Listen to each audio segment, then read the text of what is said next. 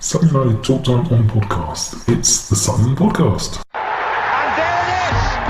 Sutton United of the GM Vauxhall Conference have put out First Division Coventry City, winners of the FA Cup themselves less than 2 years ago.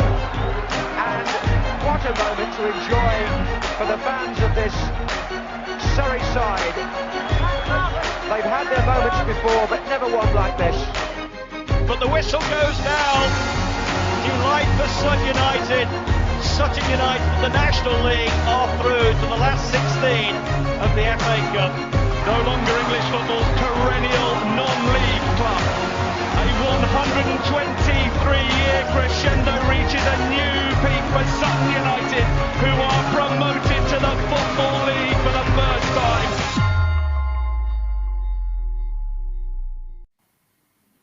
Hello and welcome to another episode of Sutton United Talk Time on podcast. It's the Sunday service, and joining me today is welcome back to Paul Darby. Hello, Paul. Hi, Mike. Hiya. And a longer welcome back to Johnnie, who was actually in the first incarnation of this podcast 3 years ago, was the first guest. I looked it up earlier, it was almost 1,500 days ago. Hello, Johnnie. How are you? Hi, Mike. Yeah, not too bad. Good. So, lots of things happened since we last spoke, Johnnie. But we just want to sort of mention, most people will know, I tried to dig out my copy to have a couple of quotes, but I can't find my copy of your book that you wrote. How did that go for you? Yeah, so I haven't really got a figure on sales or anything, but I'm more happy just to have done it for some of the comments I've had, the feedback, and for people to get to reflect on the FA Cup run. Like, I wrote it after my first year of university. I'd finished my exams and I had nothing to do, and basically just thought, right, I'm going to write about our FA Cup run because, like, why not? It was a good thing to remember. Never thought I'd get it published. That was never really the plan.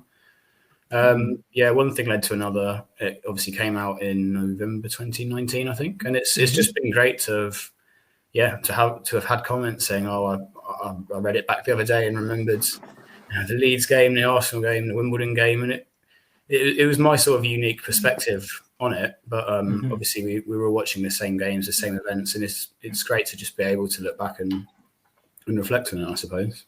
Yeah, I saw was it Jackie Oatley? A couple of weeks ago now, re-mentioned it. I was like, oh God, yeah. So that was a nice little pick-up again. So when's the audio book coming out of it? Oh, I wish it was doing that well. So just on to the game, I don't know, again, these are coming out thick and fast, so I don't know how many of these you've listened to, but last few weeks, obviously, we're mentioning the atmosphere, the noise, which you guys have to take a lot of credit for. I was going to say responsibility. I didn't really know credit. So, Paul, you kind of stand nearish me, didn't you, on the open curver? Yeah. How do we get more of us to join in, Johnnie? Because people like me stand there watching the game, and often will be like, "Oh, it's a bit flat today." Well, how can we make me shift my ass over there and join in? This is a good question. I think we probably do have one of the quietest home grounds in the division. Always has been that way. We've come from 500 fans 5-6 years ago. I looked that up actually with the FA Cup ticket sales. Sorry, I didn't mean to jump in, but the FA Cup ticket sales, I looked it up 10 years ago. It was 508 was our average, and 840 was our highest in that season. And we sold now over 11,000 tickets. So we are always quiet. But sorry, jump on. So I think it's part of it is just adapting. You've got the core of me. I've been going since 2005. I think it was my first game. A few of the other younger guys who you consider the vocal group, maybe 20 of us who have been going regularly. There's a lot of other people that stand near us now who we don't really know, which is fine, and it's great to get to know new people. I think part of it is there's been issues. There was the Forest Green game, and there are a couple of people we didn't know, older folks. I think generally the stereotype is that it's the younger fans that cause trouble, which has sometimes been the case, but not always. And I think it's quite understandable that some people might not want to stand near what they perceive would be aggression, trouble. I'd say that it's not like that 99% of the time. So if there is anyone having doubts over that, would generally be fine, and you'd get anyone who's being out of order will say often get called out, sometimes not. Obviously, not the case in the Forest Green game, unfortunately. But most of the time, it's the bad things you might think you have in the area aren't really there. So if people are put off by fears of what might be, then I'd say try not to worry about that. To try it for yourself, I'd say. In terms of getting a wider atmosphere on the ground, I think it's something that will come naturally over time as people get more used to having that noisy group. I think it was louder yesterday. More people were joining in the songs. Definitely, and more. Again, this is going to sound patronising, and I hope you realise it's not. It was more of you guys' influence yesterday because you could hear it was more Sutton songs, not the normal like TikTok, YouTube copies, if you like. So there was definitely a more of an influence from sort of the older youth, if you like. But we have the issue of obviously, as I say, we're mostly slightly older gents, but there's no cover on the curver or the other side as well, which if there is ever any noise, it kind of just disappears off into the sky. Yeah, it's probably a tough ground to actually, if everyone was singing, it's probably still a tough ground to just really contain that noise, isn't it? I mean, I think you guys are doing yourself a bit of disservice. I mean, as I said on previous podcasts, I started going regularly 2018 with my son, and we'd go down the side. We were at the side, and then when we fancied a sing-song, we'd come around the back, and it was great, actually. The atmosphere was good. There was plenty of singing going on. Really noticed it this year, though, how quiet it was. I think this year has been noticeably quieter. But yesterday, is it yesterday? Yeah, yesterday. It was it was noisy again, wasn't it? And so it's so hard, isn't it? How because you don't want it too false, do you? We don't want drums out and getting ults out and all that kind of thing. It needs to be organic. And but even on the curve yesterday, there was definitely some singing going on the curve. So I think it'll just come with time, and a couple of decent stands might do the trick. We'll get a bit jealous of the new one there because that Tranmere made quite a bit of noise. And with that roof, didn't they? Yeah. And I don't think they were particularly any noisier than any other away fan, but that roof definitely carried it a little bit. So, yeah, I think Gabriel was on a week or so back, and he kind of pointed out that obviously with the growth of the fans, there's a lot of people who don't get Sutton yet. They're coming along, obviously, but they haven't organically got those good things. Like obviously, we know when Dundo comes on, it's Dundo, and all that. Yeah. People don't know this stuff, so they'll get their own as we go along. But yeah, it is, and I'm going to hold my hands up. It's people like me who will just literally stand there and watch, and then go, "Oh, we're a bit quiet today," and not really connect with that. I should be doing something about this bit quiet as well.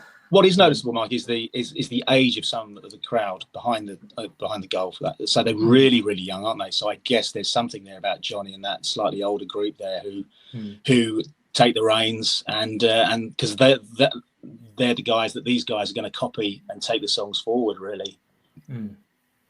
Yeah, but no, yesterday was brilliant. Yeah, it was good, wasn't it? I as I say, I hold my hands up. One of the quietest people in the whole ground, even away games.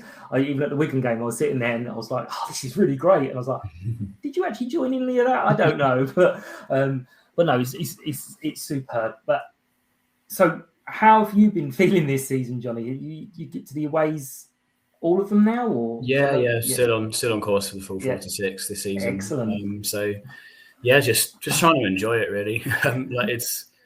It's incredible to be where we are. Like I'd have taken it at the start of the season. I remember I got very drunk after the Barnet match, and I was telling everyone we'd get promoted before we got relegated again. Not wondering how much I believed it myself, and then we ended up in the automatic promotion spots a few times this season. And I'm like, well, this would be an incredible call, wouldn't it? Just trying to enjoy every game. It's a horrendous cliche, so apologies for that. It is just getting my head around the fact we will definitely still be. I'm still getting my head around the fact that we're in League Two in the first place. We'll definitely still be a Football League club next season. We could even go up again for at Wembley. It's just hard to put into words, really, but certainly a good thing. Yeah, ready for volume 2 of the book, Johnny. Yeah, you don't know when to you don't know when to stop and start writing again, do you? So you get promoted to League One. Do you stop there? Wembley? Do you stop there? Where's it going to end up? So that's what I said to that Ed chap who was on a couple of weeks ago, the new club development. He said, "Oh, we should really enjoy and cherish these moments." And I was like, "Yeah, we need a little bit of breathing space to understand this was a moment because we're constantly getting them now." It's like, "Whoa, stop." But I did see one. I can't remember who wrote it, but it was one, and it made me chuckle because it was a proper pessimistic Sutton thing of, well, let's hope we get promotion because that will guarantee us at least 3 seasons in the Football League. It's just brilliant. Yeah, we'll go up because we can then make sure we can come down twice. But yeah, it's insane. And that's one of the worries I had about the Wembley. Not worry, that's the wrong thing, but about Wembley. And I'm glad it's happened the way it's happened, because I did kind of think, I know lots and lots of people want to come to Wembley. I know personally about 30 people who are jumping on to come to Wembley. And yes, I love them. I think they're all great, friends and family. But I didn't want to be surrounded by them when we're at Wembley, or if we score, if we win. I wanted to see these faces that have been to Margate, and I keep picking on Margate. I'm really sorry, Margate. But those kind of clubs that I've seen these faces there, and I want to see you guys coming out of Wembley going, what the hell is going on? Were you similar, or did you just not care where we were going to be? So I organised with loads of mates we're all in one. I think I put something on Twitter. We're in 110. 110, yeah. 110, 111. There's a few in 109 as well. So that extra day for season ticket holders was great, and it meant that we could all get in together where we wanted to be. So I don't know if it was the same for you, Mike, and for you, Paul, as well. I left them. I told all my lot where they could buy the tickets and let them buy their own, because I'm coming in with everyone else. I'm like, yeah, here's where you buy the tickets. Choose wherever you like. Bye bye. I'm a selfish bastard. I don't care. No, fair enough. Yeah. Paul, where are you? Are you? I think I'm in 111. I think. Yeah. 111. So and I the season ticket thing was a nice early touch, wasn't it? And then I got enough tickets to look after a few people as well. So yeah, got a group of us together, and absolutely, yeah, trying to work out when we're going to start it. The hour's got AM on it, definitely. Yeah. I think I was speaking to Andy, and he said he's going to find out when the doors open, and he will be there going in to sit down in Wembley and just savour every second. 2 hours before kickoff, whatever, it doesn't matter. So yeah, I think a lot of people will be getting there nice and early. And what's the last number we saw? Was it 10,000? Was the last number we saw? Or? No, it was 11 yesterday morning they were talking about. So I would imagine there's a few more.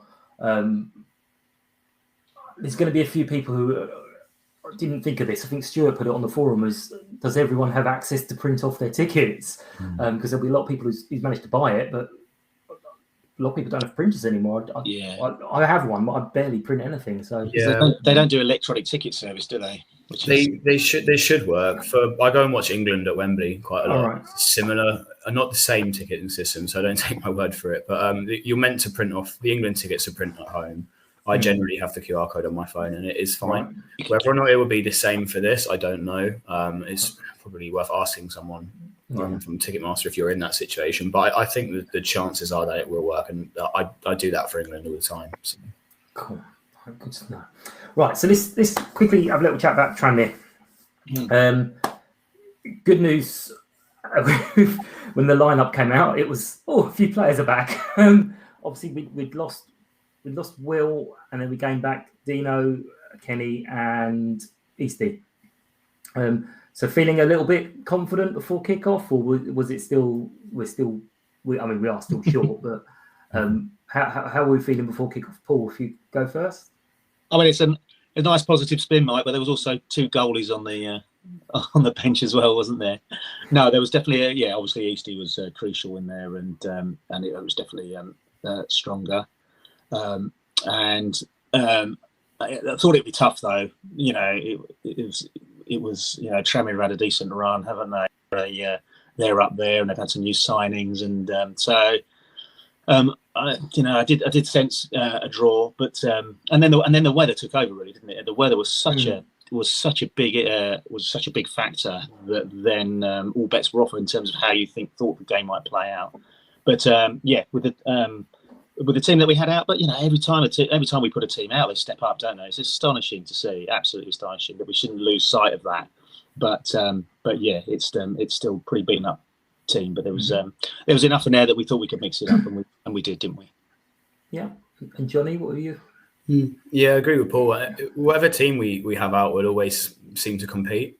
I never thought, even at Swindon, where all sort of logic, you would think, oh, we're going to get absolutely hammered here. There's still always part of me that thinks we can get a result. I'd have taken a draw at the start of the day, to be honest. Certainly after the players that we had out at Swindon. It's good to get a few players back, still a long way to go. We were trying to work out at Swindon if we could name an entire team of injured players. Very close. We got to, we got to, I think it was to 10 of what would have been a good 11. We were just missing a winger. We had no wingers. That's exactly where I got. No wingers at all, but we had a good 10 that possibly have played on the pitch at the same time as well at some point this season. Yeah. So it's good to, I think it wasn't like a must-win game at all. I think it was important not to lose it, given the situation with the league table. We would have taken a point. Hopefully we can start to get a few more back. I know Matt was saying none of them are particularly long-term injuries, so there's this sort of silver lining with the cloud. We're going to need all the bodies back with the running, but yeah, fingers crossed. Yeah, absolutely. And a quick word on Adam. Chucked in. Called back from Tonbridge, two steps below, chucked into the team. From what I've seen and heard, hasn't put a foot wrong. It's just next man up, isn't it? Just next man up all the time. It's fantastic to see. And he's played 2 games there, didn't look out of his depth. And hearing him on the interview yesterday on the SUFC TV, he just sounds like such a sound lad, doesn't he? And ready to step up and do a shift for us. It's just amazing. To be fair, him stepping up like that, you would have, if he had made some horrendous mistakes, it would have been forgiven. But there was nothing. He's done nothing. All right, nothing spectacular. I mean, his shot kind of could have been a wonderful goal, but he's done nothing wrong, nothing. So brilliant. I thought another. Hopefully, if players like come back, another Hitler problem for Matt to be like, do I stick with the shirt? Do I go with the next best player? And who else for you kind of stood out? Because I do the Player of the Day nominations. So who stood out for you guys? If I could get a couple of names, I'd like to have 4. Ben Goodliff, really easy choice. Right, I'm going to tell you now, Ben and Omar is getting boring. It's fine, it's perfectly fine, but I think they've been in every single vote so far. Understandably. I think Ben's probably player of the season. I was chatting about this with my flatmate the other day. We were just thinking, when was the last time, not even had a bad game, just made a mistake? Like, you can't think, can you? He's just been so good, so solid, ever present all season. I mean, he's like 2 years younger than me as well, which is sort of weird.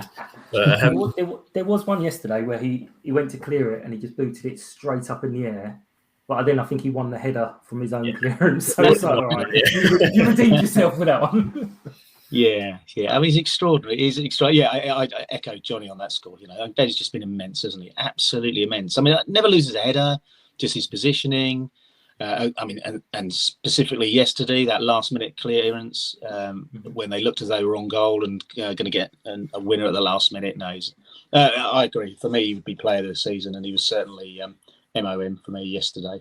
But if you want another name, Mike, I'll probably Eastie, in there for just is just that the usual stuff he does, doesn't it? It's just that quality in the middle. Yeah, and anyone else? Gonna need one more. Who else stood out for you guys? I've got Ben, Omar, and Eastie.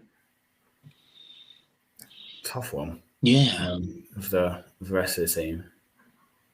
Do you know what? I'm going to stick Adam in. Sorry. Yeah, stick Adam in. Yeah. Good call. Yeah. I mean, Dino did all right, but I think he, for me, some of his kicking, like to in the second half, his first kick, I let that go because he obviously had to see how the wind was swirling. Then he lowered it down a little bit and he's like, okay, he's got this. And then he's just started lumping it high into the wind again, which I was like, why are we doing that? It's just literally coming back at us. But I mean, it was difficult conditions. But, tough gig, wasn't it? Yeah. It wasn't just windy, was it? It was gusting and it was swirling as well. Yeah, it was one of them, I'm sure, went up past the halfway line, swung backwards, and then went back over the halfway line again. It was just really weird conditions. But yeah, a point against Tranmere, you're not going to argue against, especially after losing the last 2 games, especially with the injuries that we've had. You're absolutely not going to argue against that. Although I have to say, when the 3 minutes went up, I did put a sneaky little tiny bet on something nicking a winner, because I thought this group, even against Swindon, was it Swindon or Walsall, where Richie had that last minute header? I was like, Walsall, yeah. we're gonna nick something here. we're gonna do something. But still, it's a struggle.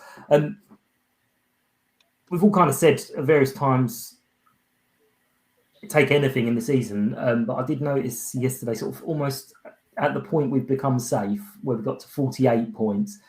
In 10 games since, we've only got 10 points, and lots of circumstances beyond that. Well, is it going to be a disappointment if we kind of limp towards the finish line, or are we still going to be on that positive spin? Because if we were struggling all season and got up to 12th, 13th, 14th, we'd be delighted. Because we've been in the playoffs position for so long, if we kind of start slipping out towards indecision, there's going to be a little tiny bit of disappointment, is there? Yeah. I think it will, because we've got this natural thing with Sutton of like the years I've been watching us play, we've been a non-league team and we're happy to be here, sort of thing. But equally, like the team is good enough to get promoted this season. Like we've probably been one of the best teams like in the league. Injuries at times have got in the way. We probably don't get the credit we deserve. I think we should be getting in the playoffs. It's not that's not criticism of the players if we don't, like some of the injury problems we've got now. But I think they'll all be looking at it and thinking, yeah, we're good enough to do this. And I think that will be the frustration if we don't make the playoffs. I think maybe you could look at the Papa John's Trophy run and think if we hadn't, I'm not complaining about getting to Wembley, don't get me wrong. If we hadn't had that cup run, maybe we wouldn't have had so many injuries. Maybe we'd be, higher up the league.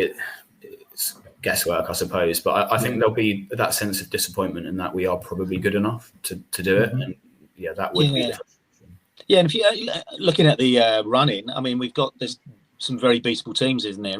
There's a few teams already that are like mid-table and haven't got much to play for, which helps. There is a couple of tough ones in that playoffs space, but actually, if we win those, then that knocks them. They are 6 pointers, and that'd be really handy. Mike, I thought your point was interesting, Mike, in terms of that 10 points. For me, the line was the January transfer window. That since then, and there was no doubt that some of these teams really did strengthen and threw some bodies at it. Some of them didn't gel, but some of these teams did, and you can see them making a run at it.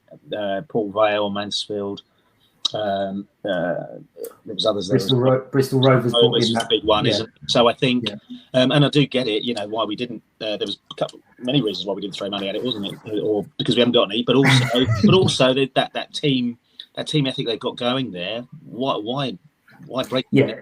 Why fix something that's not broken? It was. But it did feel as though that January mark made. Since then, it's got a lot harder with some of these teams making a tilt at the playoffs with extra bodies.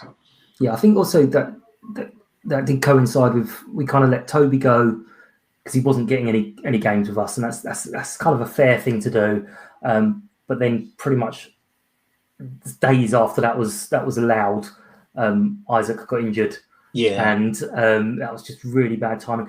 There's only been a couple of games really when you can look at the games that we could say, all right, yes, fair enough, we got beat there. But most of the other games, just if only we're just unlucky with just lots and lots of things with injuries and so on. It's the same for other teams. Obviously, they get injuries through the season, but there's been very few games that we kind of come away going, yeah, we deserved everything we got there. So yeah, I mean.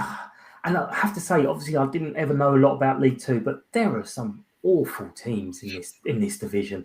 I could almost look at us, and if we don't strengthen for 5 years, we'd probably still be safe because some of the teams are absolutely shocking. But it's weird to say that because they're big clubs. The National League does feel stronger, doesn't it? Weighing up the two, it felt to me anyway that National League was in many respects stronger. Definitely. But I still cling to that little bit of hope that we still can make the playoffs and get promoted, especially as Wimbledon look like they're in big trouble. And I would quite like to pass Wimbledon. I know we'd like to play them, but I'd like to pass them as well. Just for the fun, that'll do. But on to Oldham. They had a little bit of a bounce from the new manager. That does seem to have run its course a little bit now. So what are we thinking against Oldham? How it depends on bodies, obviously, but how are we looking for? I said to Tommy earlier on, which I'll be cutting to that interview shortly, but I said to him earlier on, had we played them in January, it was almost a guaranteed 3 points the way we were playing and the way they were playing at the time. But what do we think about it now, Johnny? Yeah, I think we've got to be looking to win it against one of the teams at the bottom of the league. It was frustrating. I travelled up there in January and we got there and a supporters coach arrived just as they called the game off, and there was plenty of stories of the decision being questionable. I mean, it hadn't rained since about 11 o'clock. It was bright sunshine for the 2 hours before they'd made the decision. So that was annoying. It's another sort of 2 days holiday off work, which I could do without travelling up there. It would just be nice to get something out of it, to get the win and be like, well, we've had all this travel chaos and all the rest of it. But yeah, well, at least we get the result. If we lose, it will be a very long journey home. So I seem to think of everything in the circumstances around the game rather than the actual team will put out. My whole mindset is based around the everything else. But yeah, even with the team that we have, I think we should definitely be looking at winning. It won't be easy. Like you say, they've improved a fair bit since they got the new manager, and they brought some players in January as well, I think. So tough one, and there's never an easy game, certainly away from home. Another shocking cliche there for you, but yeah, I think I'll be disappointed with anything other than the win.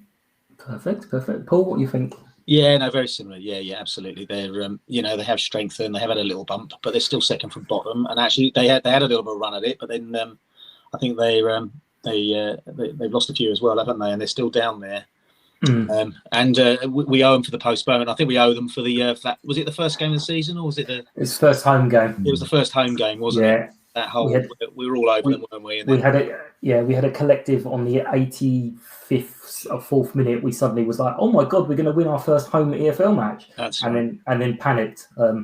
Players, the staff, everyone, just the fans, everyone was like, ah, and then they scored twice. But funny enough, that game it kind of came on that run where we just things weren't going for us. And as we were leaving, brilliantly with the segregation, all their fans come through the park, and loads of our lot walk through the park, and we all meet in the park. But they were just going, you lot will be absolutely fine. So this was early in the season. We were quite down there, and they were just like, you will be fine this season. Don't worry about it. It'll be fine. It's like, really? How can you say that to us after we just thrown away a win? But yeah, no, I think we do owe them a little bit for that. I know not everyone likes this owing business, but yeah, we'll have that. We'll have that. Right, there's really not a lot else to cover unless any of you guys wanted to bring anything up. Don't want to mention it's less than 2 weeks now till we're going to be sitting at Wembley. We'll be approaching half time right now. It is still amazing. Still think about it, and I mean, I've been following the news for a lot less than you guys. It must be absolutely bananas for you guys. Mm-hmm. Yeah, I haven't got my head around it at all. Like I probably won't until I get there, to be honest. It's bananas for poor Rosie, who's been like indoctrinated with everything I say. Is I'm making her sing "K Sarah Sarah" or we're going to Wembley. Poor child's only 4 years old. I'm sure her teacher's going to say something at school, and she's going to have a little trigger moment where she goes "Sarah Sarah." Because I've been teaching her every time someone says "K" to go "Sarah Sarah." As I say, it will be nice actually to go to Wembley, which isn't got 80,000 people in it. It'd be nice to go there when there's about 20, 30,000 in there. No, we're going to bring more than that anyway. I think I don't think the club's actually pushed it much yet with the sales, and there certainly hasn't been any kind of big publicity about come and support the club. And we've already 12,000 tickets. We only bought just under 15 in the first bit. So I think there'll be some pushing coming up in the next few weeks. So we can hopefully get 20,000 ourselves. And Rotherham, again, it's a lot further for them to come. Yeah, you don't want to come all that way on a Sunday just to be disappointed, do you? So they probably won't bring many. But thank you for your time, gents. I will finish it off here. There is the interview with Tommy from Oldham coming up in 2 seconds. If you don't want to hear it, you'll have to listen to the podcast because I'm not going to play it for you now. So I will see you all soon. Enjoy the trip to Oldham, Johnny. Cheers, mate. And bring back the 3 points. And let's not leave it another 1,500 days till I have you back on. And thanks again to you too, Paul. Cheers, gents. Thank Cheers, you. mate. See you Bye. soon. And as mentioned, here's the interview that I had with Tommy, the Oldham fan, from earlier on today. And joining me back now is Tommy, who is our Oldham fan, who we had on a few weeks ago before our it was a rearranged cancelled game. I think it was a COVID delay from January. Obviously, at that point, we were flying, and you guys weren't doing so great. And then it game got called off, so that was a almost guaranteed 3 points that I was hoping for. That's against you that day, to be fair. I said that actually fancied to beat you. And then you guys have got that definite new manager bounce for a little while.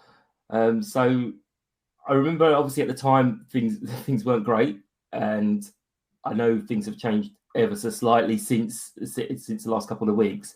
But how was that to get John Sheridan back? Right, well, I'll take it back to when the game was called off. We had a game with you called off and a game with Orient. Obviously, I told you the problems we've had with these only coming in 2017-18. We've had relegation, numerous sackings, players not being paid, issues with the North Stand, pensions weren't paid. It's just got to an all tests. Went to Harrogate away, and I swear to God, I've never come out of a game so deflated. We were absolutely awful. Bad. We didn't look like it looked like 11 men just kicking a ball for the sake of it. They didn't look like footballers.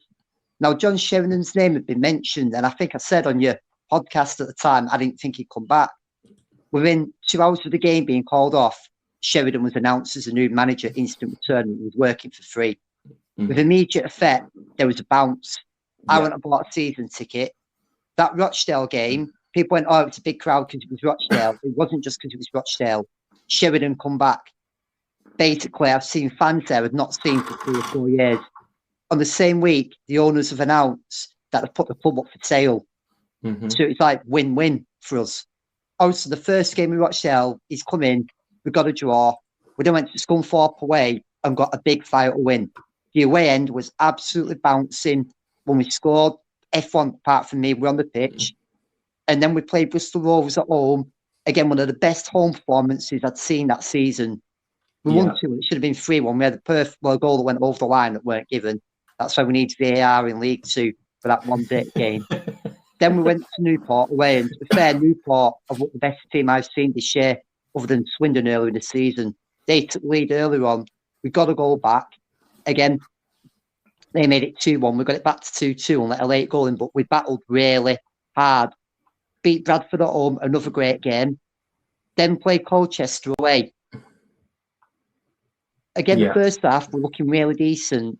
And then we just looked out of sorts. Thought, was it down to too many games? We got a draw at Crawley. I still think at 2-2, if we brought young Harry Thorne on, would have snatched the winner because basically we rattled them. Since then, we've not won a game. We lost to Carlisle at home. Well, I've got some good mates with Carlisle, and we're desperate for neither of us to go down. Again, they've now had the new manager bounce. Then we played Swindon, who hate Sheridan with a passion. They blame him for the club being low. I saw all the tweets last week, and I love nothing more than talking, debating with away fans. I just turned around and couldn't be bothered. After the Bradford game, Sheridan did a Q&A, and I actually put the video on, and he's got like a hero's welcome, and the video went viral, and I think it must have had over like 10,000 views on it. The majority of the comments were Swindon fans. So, apparently at Swindon, I didn't go to Swindon or Walsall. We didn't play too well. Referees' decisions went against us, and like with Carlisle, we let a very sloppy late goal in from the set piece. Walsall, we got back in it again. Second half, there was nothing there. Yesterday, what I'm seeing is a group of players. Sheridan cannot be blamed for it. He's inherited this squad. We tried to fund up. We needed a striker. He's got injured. Torquay's his medical wasn't. It was just through. Brought Tope back, who I don't think did too bad. He hadn't kicked a ball for 2 years. And I feel for Sheridan because you can tell he's got a team of players. He wants them to play football. And he's hands are tied now. He doesn't want to play the kid who said that. But I think he needs to. We need to look. The goals have dried up. we're on at bare bones. We brought a young lad called Will Sutton who'd been on loan. I think it was far to Celtic in the Unibond League. He's coming for 2 games. He's not looked too bad. But without Johnnie and McGee at the back, we stay. The central defence looks weak. Fage is not a footballer. We need to basically get rid of him as soon as we can. We've been saying that for years, but and it's like people say, well, Stubbs ain't good enough, Hopcott ain't good enough. End of the day, we've only got what we can, and we need to utilise these players. Now, Stevenage have sat their manager and have called their game off as well. So it's not looking too good. My worry is, and I said this last on the podcast, our last game of the season is Crawley at home. About 4 games before that is Northampton, Forest Green, Salford, and Tranmere. Yes. I was hoping by now also, damn you, Forest, thieving green bastards. I wanted them to win every game and be promoted and be champions by the time we play them. I'd hate to be there needing to get something or then knowing they needed to win the league. Us and Tranmere have a rivalry. They don't like us, we don't like them. We celebrated when getting relegated. And if we are going to get relegated, I'd rather be down by the time we play them. I'd hate for them to relegate us, but I'd love it to stop them from getting promoted as well. Although, to be fair, there's quite a few Tranmere fans I know who sympathise with our situation. There's two sides. Obviously, we take great delight in others' misery, but we only want that misery to be fairly temporary. I mean, well, this is the thing. This year, it's like I was saying to a Rochdale fan, they did the protest, they did a walk in support of us, and they've got their own problems. And it'd be good when we're sorted and they're sorted, and we can get back to calling each other's wankers. Yeah, again. absolutely. Love in football. And at the end of the day, we've seen what's happened to Bury, we've seen what's happened to Macclesfield. We don't want to see any club go out of business. Yeah. I mean, I wasn't very popular when we had a few years ago a great rivalry with Carshalton. Carshalton Athletic. And they got taken over by some guy who was a bit of a dick, and he ended up putting himself in charge of the team and all sorts of other things. And at first, it's very, very funny. I'll admit it's hilarious, it's great, but there gets to a little point where you're like, actually, I'd like a strong rival close by because we don't really have that anymore. Obviously, I don't want them to do well, but I'd like them to be slightly worse. Our rivalries are weird. You see, obviously at the moment, we've had Rochdale in the league for a good few years now. Yeah. Up until I think it was about 2009 in the League Cup, we hadn't played them in a competitive game for nearly 30 odd years. Yeah. We got promoted and they were bottom of the league. I think they got re-elected and didn't get promoted for so many years. So I've grown up, we've had things with Blackburn, Bolton, obviously with no one likes United or City where we are as well.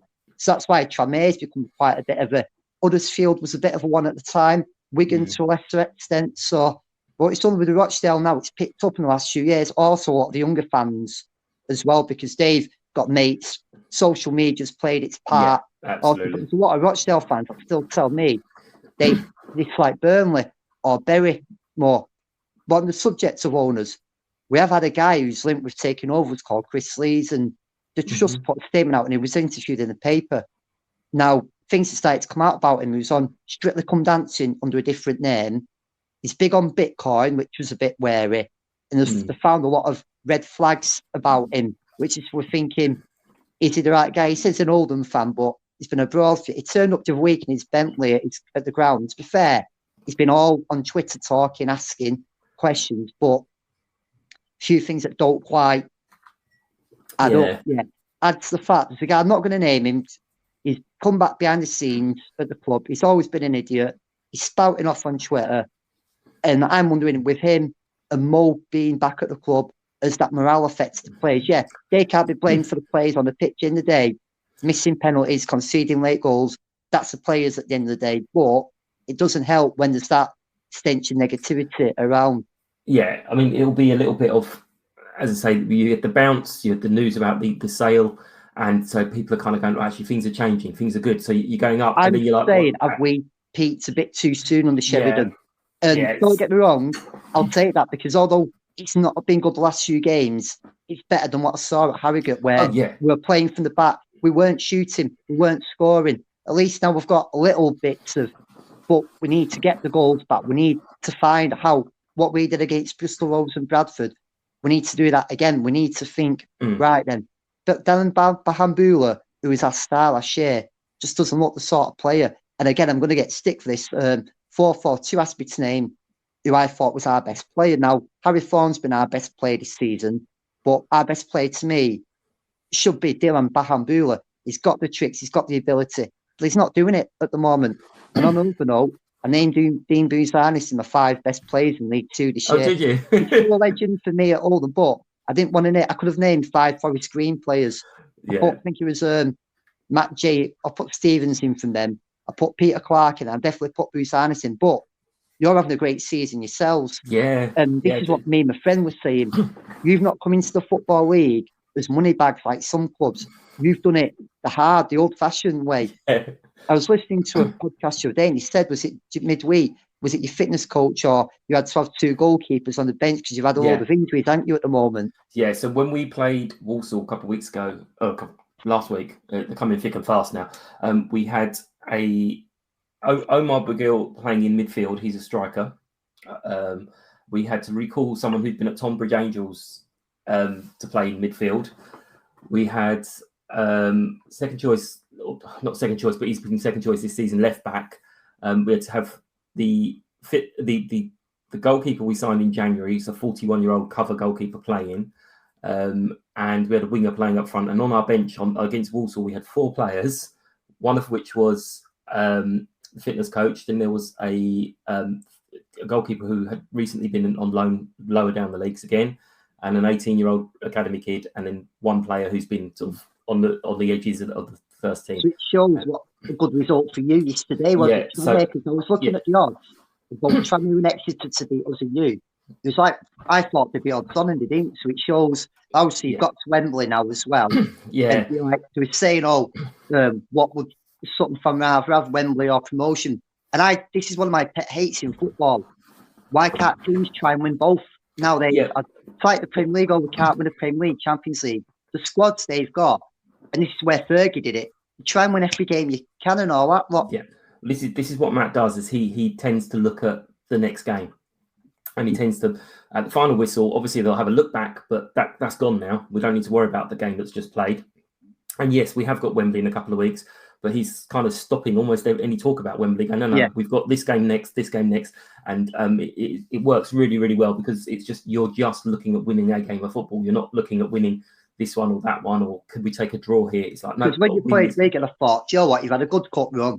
And although Wigan, it's not their priority, I still thought, you know what, they're going to try it. And again, I'm very chuffed in press week because Wigan hammered us in that competition. And again, I think it was just before we should have played you. It was a game actually, and we said we didn't think they'd take it serious, and they absolutely annihilated. Yeah, because we were resting players for that game. So it shows how clueless Salim was when he was in charge. Yeah, we weren't sure what they were going to do, and obviously they work in different circles to us, so a lot of us didn't really know what when the team came out. We're like, well, I know James McLean, but I don't know many of the others.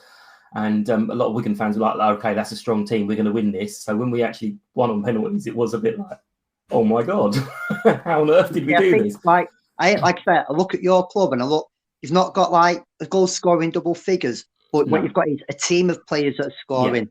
Because people say to me about strikers, I'm a bit of traditionalist, old-fashioned guy. I think a good striker bangs a minimum of 15 a season. I don't like this he scored 10 in 46 games. That's a poor return. If you look at Fulham, you've got Mitrovic. You look at the teams at the top of another league, they've got regular, consistent goal. But if you've got a team of players scoring, then it's not a bad thing. Like we had last year, we had McKerney and Keelan and Bahambula getting the goals, and McCallum out later on, where this year, literally, apart from Keelan done, that's in it, basically. Yeah. But when they spread out a bit, you can have it that someone's not having a great game, because there's others that will pick up the slack a little bit. So you're not relying on the one person, because if you rely on the one. Impressed with Newport, because they were, and it's not just this year, I've said it before, they seem to be, they throw balls in out wide, they bombard it with crosses, they shoot from outside the area. It's like Telfer, reminds me a little bit of Inzaghi. He's a poacher, doesn't do a lot of work. He's in the right place at the right absolutely time. And sometimes you need a striker like that. One thing on the shares, he started to get the better out of Alan Pope. And I remember earlier this year watching him, and he was doing the hard work. And I said, what he needs is someone alongside him to poach a goal in. Let him do the hard, that little, what you call it, little shit in school where you've done all the work and he wants someone like that. And I give, like yesterday, it was hard I looked at the game and still debating who my man in the match was because it's hard to pull one out, really. But there has been some improvements. I'm still, if this had been Slim, would have been down and dead and buried. But on the shed, it's just we've got to get results now from you, Orin, again, who's changed the manager, Stevenage. They're our next 3 games, and they will define our season. It's getting to the results stage of the season. You don't, how you play doesn't really make an awful lot of difference now. It's just grinding out those grafting results in plans, and that's what Evans is a master of. Just being a bully and having a bully teams score. Like I looked at Exeter today, and I won't say do anything special. To me, they never stepped up a gear. They came to score 1 and sit back. And to be fair, they moved the ball about well.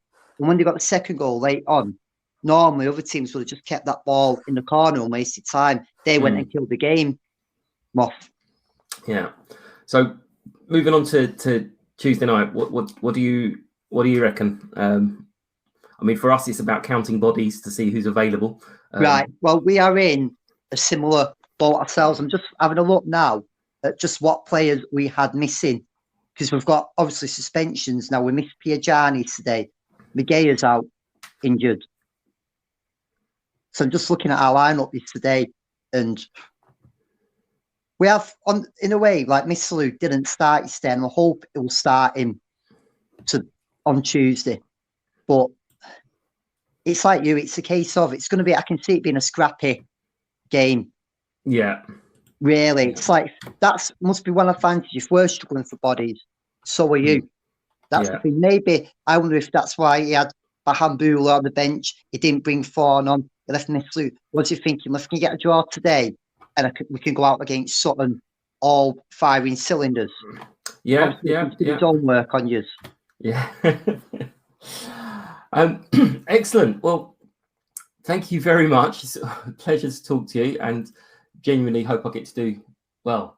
In one way, I want to do it next season, but another way, I'm not sure, because if we can go up, you can stay where you are. We go up, but doesn't matter. Like, I've actually listened to a couple of your episodes now, so like I say, I wish you, apart from Tuesday night, I do wish you for the best for Wembley, and good luck to you in the league. It's nice. It's a tight race up there. We'll do our bit because we need points. Absolutely, yeah. I mean, it is really tight. When we kicked off against Wigan, we were second, and yesterday I think we've lost 2 games and drawn 1, and we're now down to 9th. I think we are. I think you're 7th when I looked before. Yeah. Are we up to 7th? Well, just to tell you about that. No, we're 9th. No, we're 9th. Are you 9th? Right. Yeah, we were at some stage a little bit higher than that yesterday. Swindon the 7th, Port Vale above you. Yeah. But thank you for your time again. Yeah, good luck for the rest of the season, and I hope that sort of the rebounds comes again.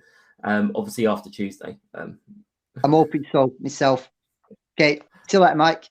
All right, take care. Thank you. Bye bye. And that's it for another episode of Sutton United Talk Time on podcast. Thank you for listening. Please do drop us a line at any of the social medias at Sutton Podcast, or to my email, which is mike@suttonpodcast.com. If you want to be on any of the shows, give us a shout out. I did have someone say yesterday that I should get someone on the show, but yeah, just drop me an email and we'll get you on at some point in the season, or close season, or even next season. If you get a chance, please review the podcast on any of the platforms. It does help me, apparently. Don't know how yet, but apparently it does. Once again, thanks for listening, and we'll see you soon. Take care. Bye-bye. United! United! United! United! United! United!